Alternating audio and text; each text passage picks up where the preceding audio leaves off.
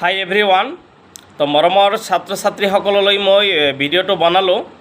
ইতিমধ্যে যি আমাৰ এইচএছ ফাইনেল এক্সাম চলি আছে আৰু তাৰে মাজত যিটো আমাৰ এন্থ্ৰপলজি বিষয় লৈ যিটো বিসংগতি আৰম্ভ হৈছিল, যেনে ধৰণৰ প্ৰব্লেমে দেখা দিছিল আৰু আমাৰ ছাত্ৰ ছাত্ৰীবোৰ যথেষ্ট টেনশ্যনত আছিলে। গতিকে মই সকলোকে ভিডিঅ'টো শ্বেয়াৰ কৰিবলৈ আহ্বান জনাইছোঁ, যাতে আমাৰ ষ্টুডেণ্টবিলাকে এই গুড নিউজটো পাই অলপ শান্তি লাভ কৰিব পাৰে আৰু সেই টেনশ্যনৰ পৰা টেনশ্যনমুক্ত হ'ব পাৰে। গতিকে সকলোৱে ভিডিঅ'টো যিমান পাৰা শ্বেয়াৰ কৰি দিয়া নিজৰ টাইমলাইনত। এতিয়া কথা হ'ল যে আমাৰ যিটো তোমাৰ এন্থ্ৰপলজি পৰীক্ষা পাৰ হৈ গ'ল, পৰীক্ষাৰ পেপাৰ ইভলিউশ্যনৰ ক্ষেত্ৰত এটা ইনষ্ট্ৰাকশ্যন আহিছে যে যদি ষ্টুডেণ্টজনে যিখিনি আউট অফ চিলেবাছৰ কুৱেশ্যন আহিছিল, সেই কুৱেশ্যনবোৰ যদি জাষ্ট টাচ কৰিছে, মানে এটেম্প কৰিছে, তেনেহ'লে সেইজন ষ্টুডেণ্টে সম্পূৰ্ণ নম্বৰখিনি লাভ কৰিব।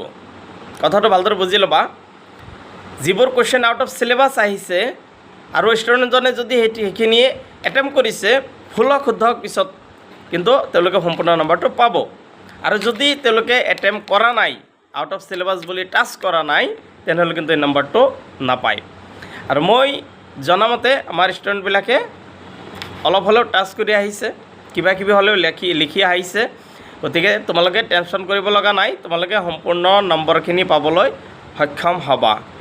গতিকে তোমালোকৰ ফ্ৰেণ্ড চাৰ্কললৈ এই ভিডিঅ'টো শ্বেয়াৰ কৰি দিয়া, যাতে তেওঁলোকেও গুড নিউজটো লাভ কৰিব পাৰে।